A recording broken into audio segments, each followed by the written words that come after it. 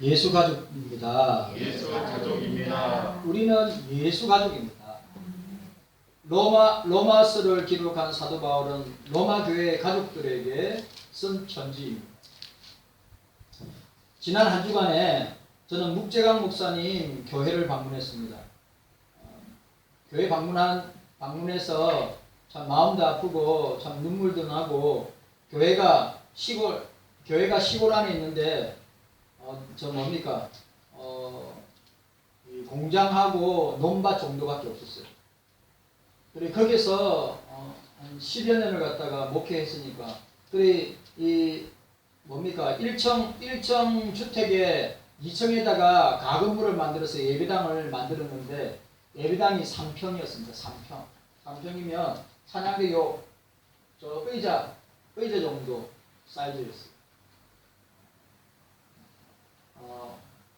우리 사모님하고 자녀들 참 기도하고 위로하고 우리 남궁윤 목사님하고 정창용 선교사님 만나가지고 오늘 우리 남궁윤 목사님이 넉도에서 같이 신앙생활하던 우리 기동 형제님하고 우리 동생 되시는 윤인 자매님이 우리 남궁윤 목사님이 데려오셔가지고 지난주에 만나가지고 교제하고 오늘 제가 어제도 통했지만 왔는데 보니까 지하철 타고 여기 와서 시장 중간 정도 와서 못 찾았다고 합니다. 그래서 제가 차를 타고 쭉 가서 방법을 다 알려드렸어요.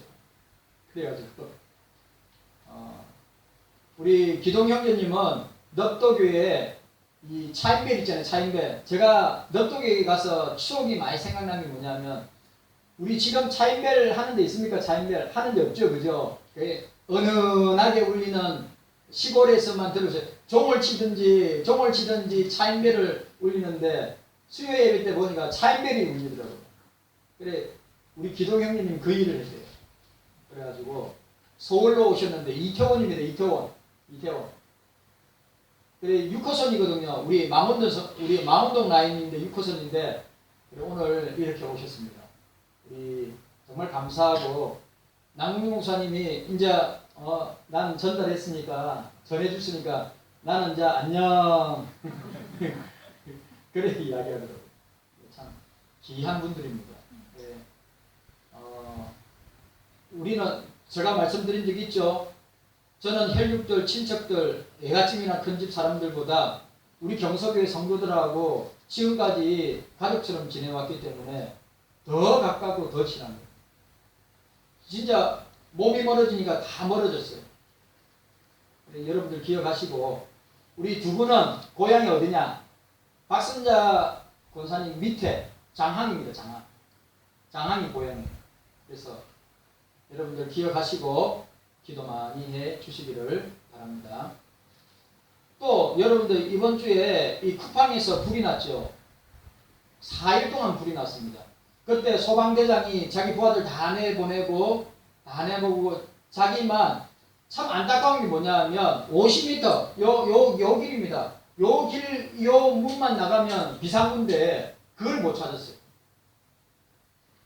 참 안타까운 소식이었어요. 그래 우리 한 주간 동안 사건 사고가 많았지만 이렇게 만날 수 있어서 우리 감사합니다. 우리 한번 따라합시다. 우리는 따라하세요. 우리는 예수 가족입니다. 예수 가족입니다. 경서교회가 예수 가족이 되어야 합니다.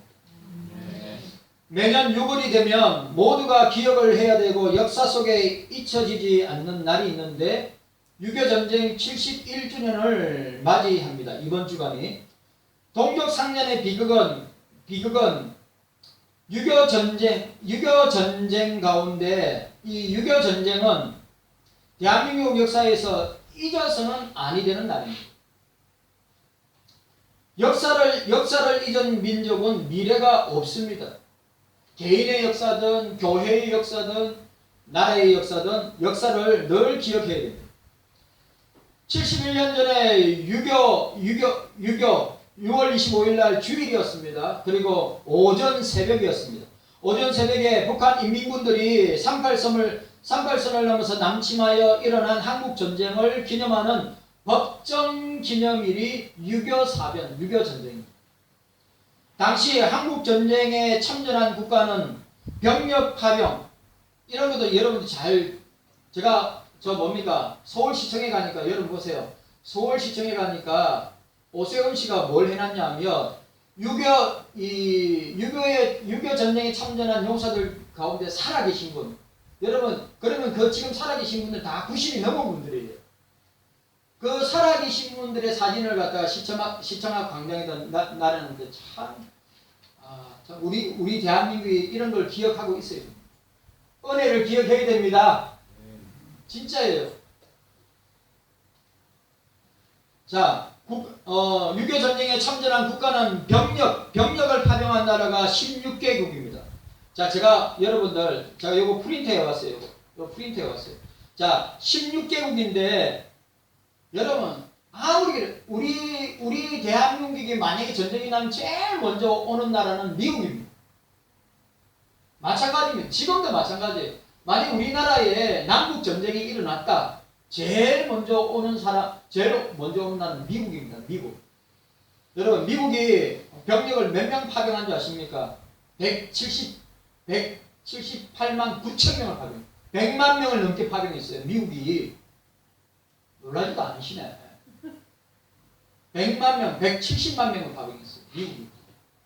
그 다음에 영국이 5만 6천 명, 호주가 8,407명, 네덜란드가 5,322명, 카나다가 25,687명, 뉴질랜드가 3,794명, 태국이 6,326명, 그리스가 4,992명, 남아공 그 먼 아프리카, 남아공에서 826명, 벨기에 3,498명, 필리핀 7,420명, 터키, 형제의 나라로 한 터키 14,936명, 룩셈부르크 83명, 콜롬비아 5,100명, 이디오피아 3,518명, 프랑스 3,421명. 여러분 기억하세요. 이거는 보훈처에서 발표한 겁니다. 그리고 의료 지원 및 시설 파견국은 5개국입니다. 스웨덴, 인도, 덴마크, 노르웨이, 이탈리아 등이었습니다. 함께 6.25 전쟁에 참여하였습니다. 6.25 전쟁은 이산가족을 1,000만 명 낳았습니다. 미망인은 30만 명이고 고아들은 10만 명이었습니다. 그리고 사망자입니다. 민간인이 99만 명, 군인들이 98만 명, 이 전쟁 때문에 죽은 사람들이에요. 그리고 경찰이 16,000명 정도입니다. 합계 200만 명이 죽었습니다. 1950년 6월 25일 날 인민군이 남침으로 시작하여 1953년 7월 27일 휴전을 했는데 3년 1개월 2일간 전쟁을 했습니다. 6.25 전쟁 기간 중에 남과 북은 38도를 각각 4회씩 넘나들었습니다. 남쪽은 낙동강까지, 북쪽은 압록강까지 국토의 80%에서 전쟁을 했습니다. 거의 다 한 겁니다.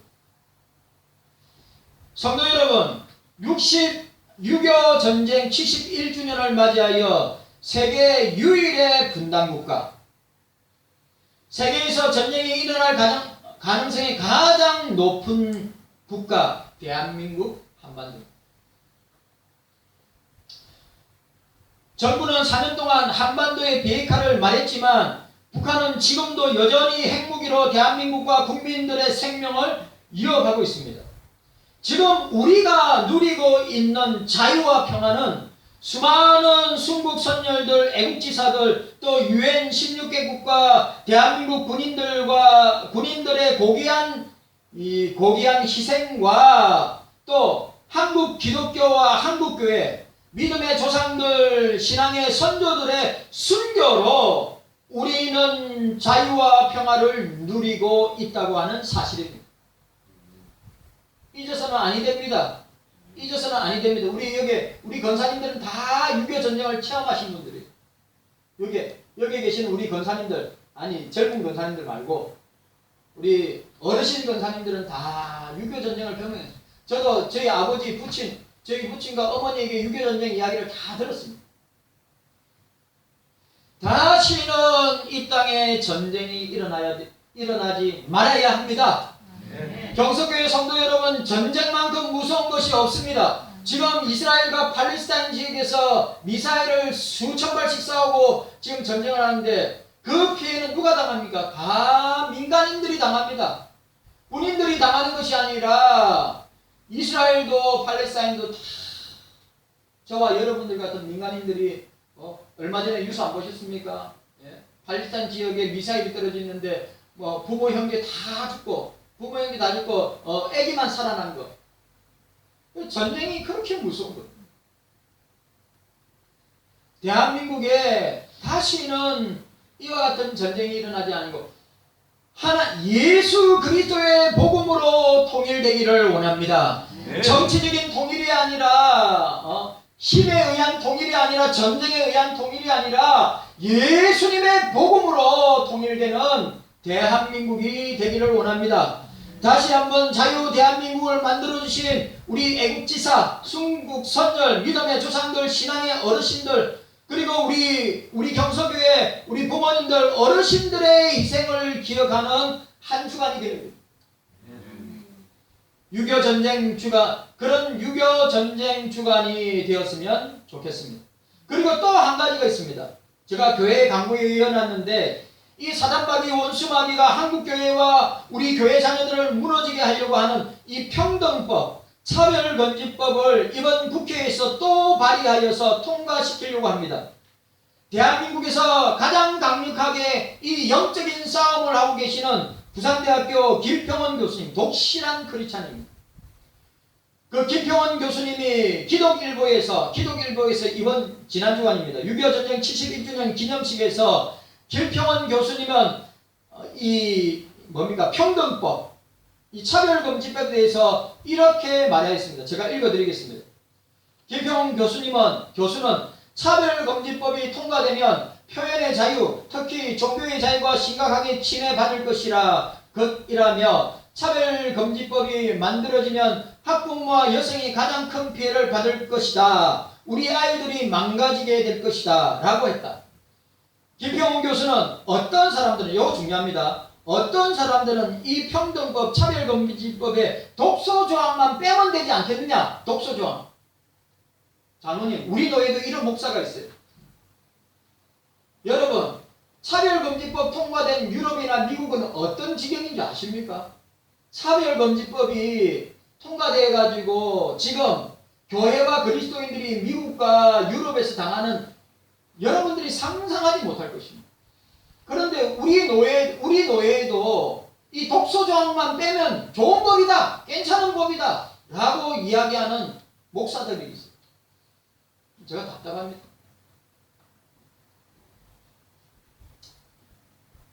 독소조항만 빼면 된다고 하는데 안 된다. 포괄적 차별금지법 마지막에 등 그 밖에 사유라는 말이 들어간다. 그러면 그 단어로 인해서 성적 지향과 성별 정체성이 들어있다고 법원에서 해석할 수 있다.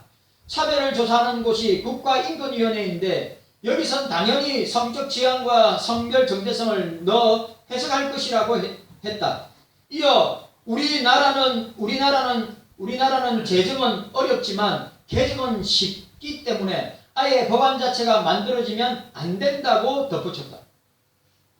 또 건강가정기본법 개정안에 대해서는 비혼 동거를 포함시키려 하는 것이라며 남녀가 동거하는 것은 사실혼이기 때문에 인정되는데 결국 동성끼리 동거하는 것을 가족으로 포함하려는 것이 목적이라고 주장했다라고 김평원 교수는 이야기하고 있습니다.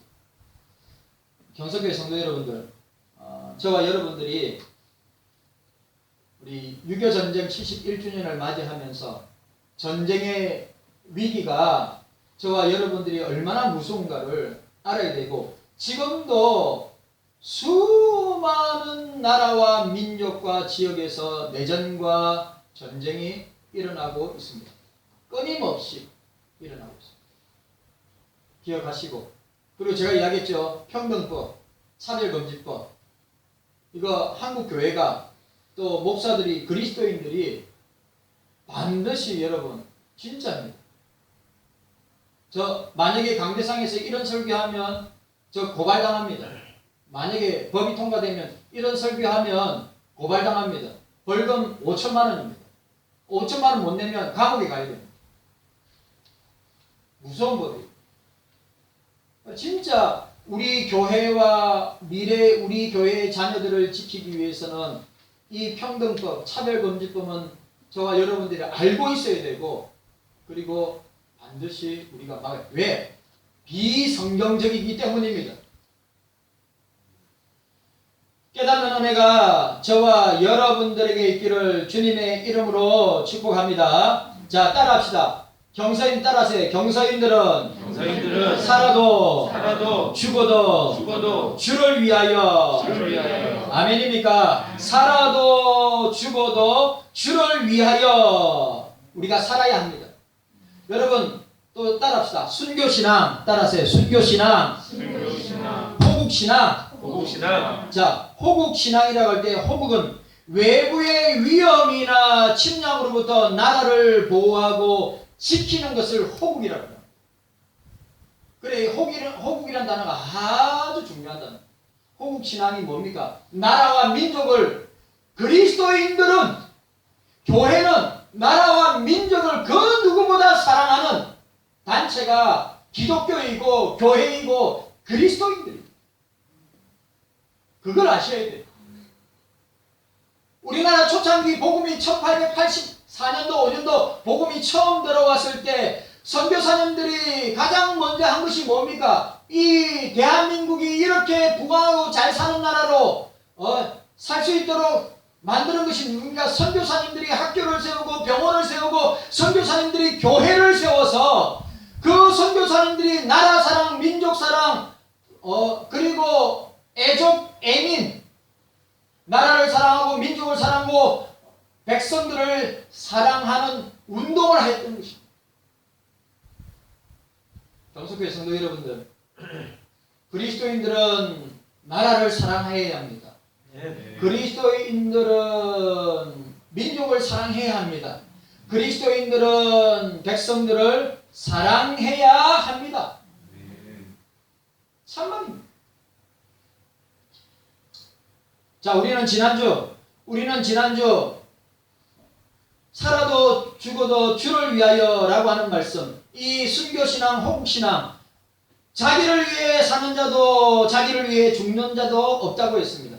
우리는 사나 죽으나 주를 위하여 살아야 합니다. 네. 주를 위하여 살아야 되고, 나라와 민족을 위하여 살아야 되고, 교회를 위하여 살아야 되고, 한 영혼 한 영혼, 한 사람 한 사람 영혼들을 위하여서 살아야 합니다. 네. 이게 나 자신, 여러분, 나 자신을 위하여 사는 것, 자기 자신을 위하여 사는 자, 자기 자신을 위하여 죽는 자, 여러분 이기적이고 개인주의이고 자기 중심적인 것입니다. 우리 그리스도인들은 이타적인 삶의 이유와 목적과 동기가 오직 자기를 위해서 사는 자들이 아니라 예수 그리스도를 위하여서 사는 자들입니다. 네. 우리가 이 사실을 꼭 기억해야 합니다. 자, 두 번째로 따라합시다. 두 번째로 사나 죽으나 따라합시다. 사나 죽으나 주를 위하여 살고 죽어야 합니다. 여러분, 우리가 두 번째로 생각할 것, 우리 순교신앙, 호국신앙은 어떻게 해요? 우리는 주를 위하여서 살고 주를 위하여서 죽어야 하는 것입니다. 자, 오늘 여러분 본문 보시기를 바랍니다. 8절과 9절 함께 읽도록 하겠습니다. 8절과 9절.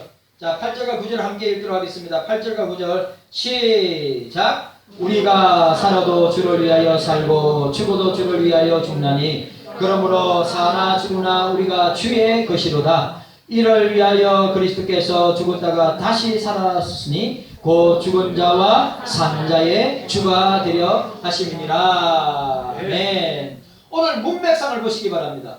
앞에서 7절에 두 번이나 자기를 위하여 살고 자기를 위하여 죽는다고 하였습니다. 그러면서 사도 바울이 8절에 우리는 살아도 주를 위하여 죽어도 주를 위하여 죽는다고 하였습니다. 사나 죽으나 우리가 주의 것이라. 여러분한테 질문합니다. 성도는 무엇을 위하여 사는가? 여러분, 성도들은 무엇을 위하여 삽니까? 여러분들은 무엇을 위하여 삽니까?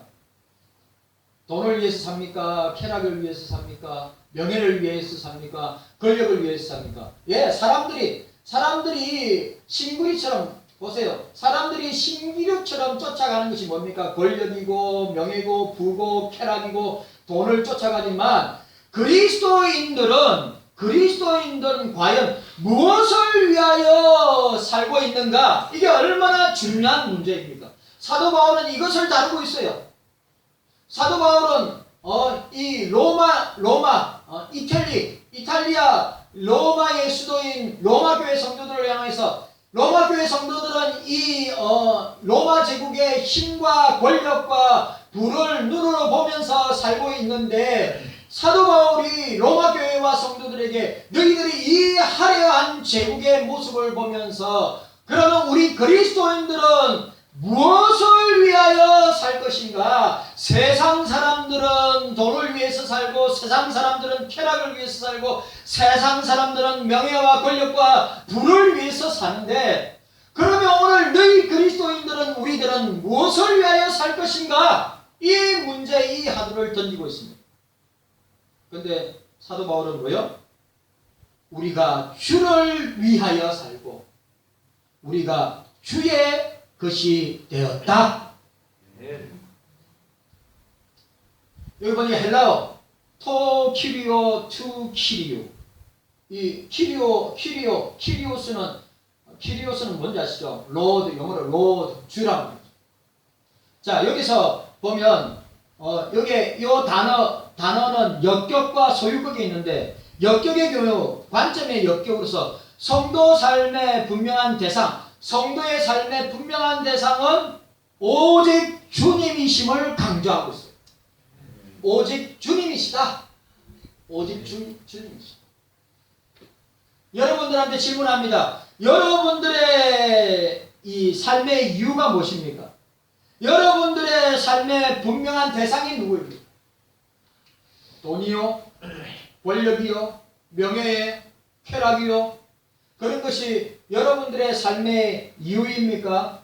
또 여러분들이 삶의 대상입니까? 그것들이 아닙니다.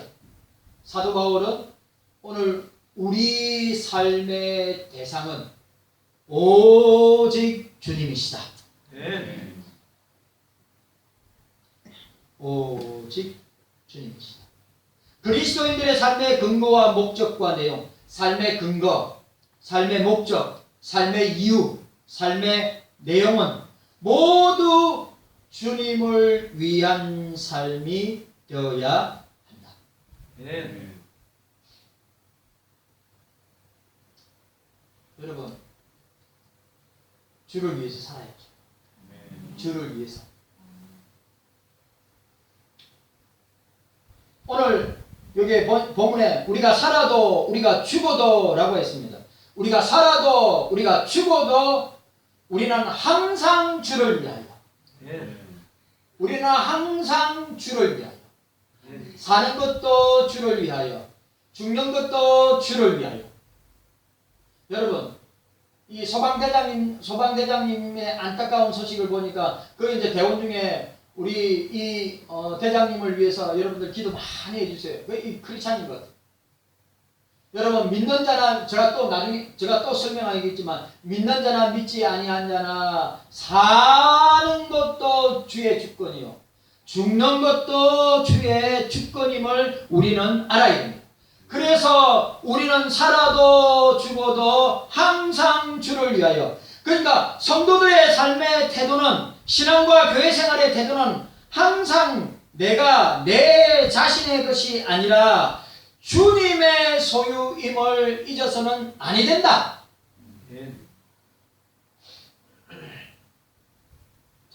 자, 따라합시다. 저를 따라하세요. 나는 따라합시다. 나는 따라하세요. 나는 주님의 것입니다. 주님의 것입니다. 아멘입니까? 나는 주님의 것입니다. 우리가 이 사실을 잊어버리면 안 돼요. 나는 주님의 것입니다. 아내의 것, 남편의 것, 자식의 것이 아니라 여러분들 개인은 다 주님의 것입니다. 왜? 사도 바울이 오늘 우리에게 선언하고 있어요. 사는 이유도 주를 위해서, 죽는 이유도 주를 위해서. 사도 바울은 8절에 이 본질적이고 적극적인 의미에서 성도들의 내적인 삶의 원리들을 제시해주고 있음을 보게 됩니다. 이 말은 무슨 말이냐? 성도들의 삶의 중심은 오직 예수 그리스도여야 한다고 하는 사실입니다. 성도 여러분, 제가 여러분들한테 또 말씀합니다.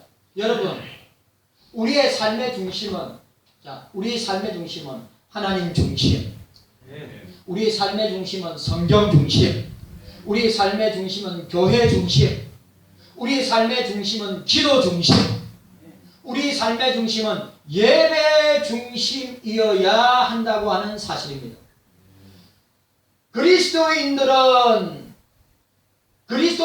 성도들의 생과 사이에 있어서 궁극적인 표준이 된다. 유명한 핸드릭스는 그리스도는 성도들의 생과 사이에 궁극적인 표준이 된다 라고 이야기했습니다.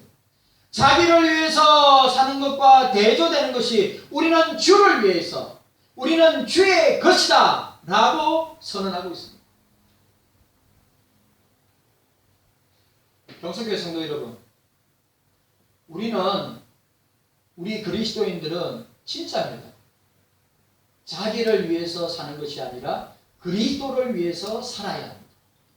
예수님이 이타적인 삶을 사셨기 때문에 우리도 역시 이타적인 삶을 살아야 됩니다. 그런데 오늘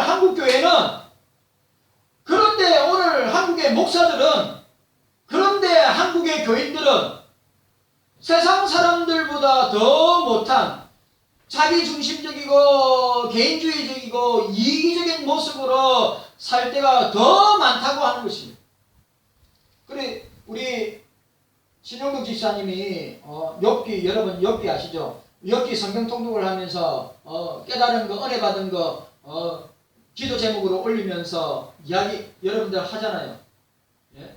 오늘 저와 여러분들이 우리 생애와 삶의 이유와 근거와 목적이 예수님에 대해 되고, 받은 말씀, 여러분, 우리가 받은 이 말씀을 우리 삶으로 살아내지 않는다면 우리는 불신자들보다 더 못한 사람들이 될 것이다.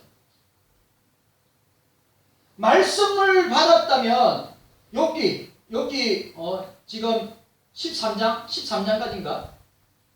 14장, 15장, 16장. 욥기 말씀을 쭉 읽어가면서 그 말씀들, 우리가 오늘 시편을 갖다가 10편을 읽었어요. 말씀을 읽었다면 이 말씀을 가지고 우리가 우리의 삶 가운데 세상 속에서 그 말씀대로 살아내지 않는다면 우리가 불신자들보다 더 못한 사람들입니다. 여러분들이 그 사실을 기억해야 하는 것입니다. 우리가 왜 사나 죽으나? 왜 사나 죽으나 우리가 그리스도의 것입니까? 성도는 예수 그리스도께서 십자가에 피 흘려, 예수 그리스도께서 십자가에 살찌고 피 흘려 죽으심으로 우리를 사신 바 됐기 때문에 우리가 그리스도의 것입니다. 예수님이 십자가에서 저와 여러분들의 죄 때문에 십자가에서 살찌고 피 흘려 죽여시고 또 사망 권세를 이기심으로 부활하심으로 말미암아 우리를 죄 가운데서 샀고 우리를 부활의 백성으로, 부활의 자녀로 삼아 주셨기 때문입니다. 따라서 성도가 자기 자신의 유익을 위해서 사용되거나 자신을 스스로 주장할 수 없으며 하나님께로 받은 몸을 하나님의 영광을 위하여 사용해야 한다고 하는 사실입니다. 제가 지난주에 남궁림 목사님 만났을 때 남궁희 목사님이 그 이야기를 했어요. 자기가 이런 병에, 여러분 아시죠? 남궁희 목사님이 48번 항암 치료를 했는데, 여러분 죽을 고비, 이 죽을 고비를 얼마나 많이 넘겼겠어요. 근데 남궁희 목사님 내한테, 제가 2019년 4월달에 세브란스 처음 입원해서 내가 처음으로 신방 갔었어요. 4월달에. 그때 말기암이었어요. 의사들은 그냥 항암 치료는 그냥 연명 치료라고 그랬어요. 연명이 뭡니까? 그냥 이렇게 치료하다가 죽음을 맞이하는 거예요. 그런데 48번 맞으면서 자기가 깨달은 게 뭐냐면, 살아도 죽어도 나는 주님 앞에 가기 때문에, 나는 천국에 가기 때문에 아무런 걱정과 근심과 염려 없이 다 주님께 맡길 수 있었다. 남궁희 목사님 그 이야기를 했어요.